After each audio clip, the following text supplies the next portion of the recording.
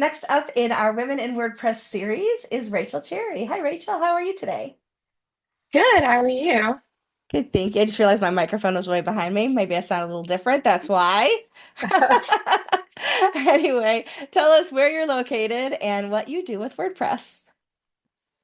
So I am located in Rochester, New York. You're one of the few people I can drive to see, and we have actually. We have hung out a few times, had Yeah, dinner, and I've lived up here for a few years now, and I love it. And I work for the University of Rochester as the university's digital accessibility developer.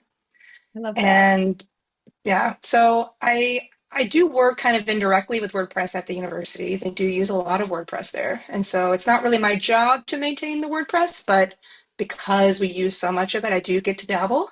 I do get to create things. I do get to maintain. It's kind of funny now. I'm like a website manager and not a developer. Like we have an Wow, accessibility website and it's on WordPress, and I'm the content editor, not the developer. So that's that's a nice, huh? very interesting, right? It's very different. I don't hate it. But you may also know me as the founder of WP Campus, as Mhm. a community and organization that's for people that use WordPress in higher education. And so I still do a lot of work with that group. I'm on the board of directors, and I'm planning this year's conference, which is going to be actually in Rochester, Yay! which is very exciting, July 23rd through the 25th. And actually, today I'm finishing all of the information so that we can kind of blast that out to people. So yeah, a Awesome. lot of great work with that group. Yeah. I can't wait to buy my ticket and be part of it this year because it's so Yay, I close. know, I love it. I'm so right? excited that you're doing that. And I do remember when you raised money through WP Campus to do accessibility audits on WordPress core. Was that like 3, 4 years ago? Maybe longer? I lose That track. was like 2019. So it's Okay, yeah. been six time years. is weird. That was It like a is. pre-COVID time, which feels like a lifetime Yeah. ago.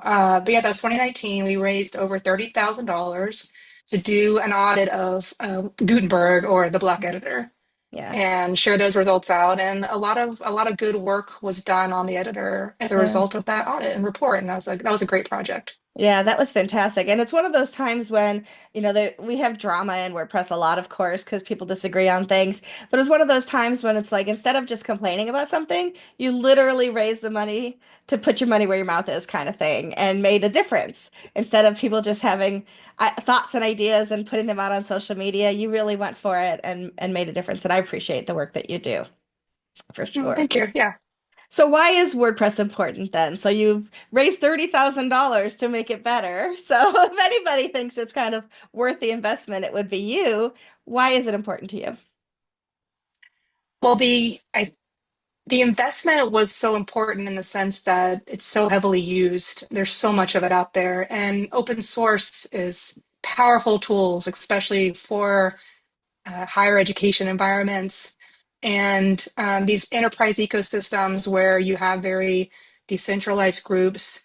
We're constantly working on these ways to share code and share solutions, and open source allows us to do that, which is really powerful versus closed or proprietary systems. And so, WordPress is so valuable in our ecosystem because of how it enables us to not only create good work, but create work together. Yeah. And when the Gutenberg stuff was happening and there was so much unknown about its accessibility, and one of the driving forces behind our project was giving people that information. Hmm. We weren't making decisions for people on whether or not they should use it. But a lot of people in our ecosystems have policies, like we have accessibility policies.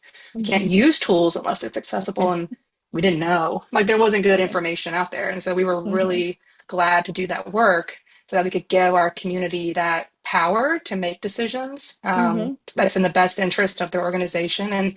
And years later, that great work was done, fixes were made, and I know a lot of universities are using the block editor now. Some are still kind of waiting around. Things move kind of slow in higher ed, if you're They sure unfamiliar. do. Uh, but having this open ecosystem full of wonderful people that are really trying to do good work in higher ed and use the software to kind of further the mission of higher education. It's a really great group to be a part of and be support and share ideas and solutions. And, I'm really excited for the conference because just kind of getting to hang out with these people in the Hmm. summer every year and learning from them and just kind of makes you a better and smarter person, makes me feel smarter, makes me feel, Yeah. and just having that connection. But yeah. Yeah. I love that. And I think about the WordPress community a lot. And I often think of that phrase where they say, look around the room. If you're the smartest person in the room, you're in the wrong room. And I love that WordPress makes me smarter because there are so many people in the room who know so much more about different things than I do and how we can all contribute to each other. So I think that's pretty cool. Yeah, totally. So when you think of women who are coming into WordPress, coming into tech, maybe thinking about a journey or just starting their journey, what's some advice that you would offer to them?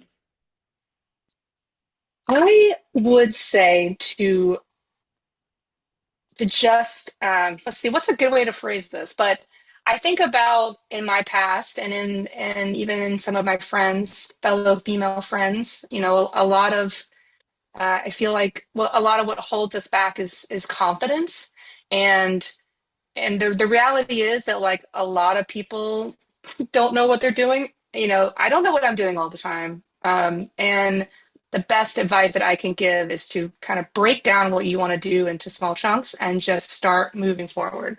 Like, and to get your ideas out there, to write them down and to share them. And that can be the biggest way to kind of move forward. And if you're trying to say like learn a new skill, just break it down into small chunks and just start learning and Hmm. coming up with ways to implement it. I'm thinking a lot about, I'm a developer, so I'm thinking a lot about development, but even in writing, like I struggle with my confidence in writing. And so, I try to break it down Hmm. and and just kind of understanding that like, at the end of the day, if you don't actually do anything, you're not going to like do anything. You're not going to move forward. And Right. so it is a mental block a lot of times. And especially for women where it's kind of ingrained in us from when we're young. And Hmm. so that's why it's really hard to kind of get over that hurdle. And so yeah, so recognizing that most of it is um, in your head, and and the more that you implement, the more that you just take baby steps forward, um, the more that you share out loud, the kind of it's kind of the way to get your foot in the door of really anything. Yeah. Being active, being like Hmm. being purposely active to try whatever the task is or whatever Yeah. the feat is, or yeah, just doing something is better than Hmm. nothing. And Yeah. understanding that like most people, don't know what they're doing. Like, and so Yeah. don't, yeah, like it doesn't have to be perfect. It just has to Right. exist, and then you Yeah. can iterate, right? Like that's Hmm. how you get better. That's how you learn things. Absolutely. Baby steps still move you further Baby than steps. not doing anything at all. Absolutely. Yes. Absolutely. Well, thank you, Rachel, for taking some time today to share your Yeah, story of course. and the upcoming event this summer I'm excited about and your thoughts and thank you for your contributions too to WordPress Yeah, and all that it goes into. So I appreciate your time today and look forward to seeing you soon. yeah, thank you. And to you. Thank you.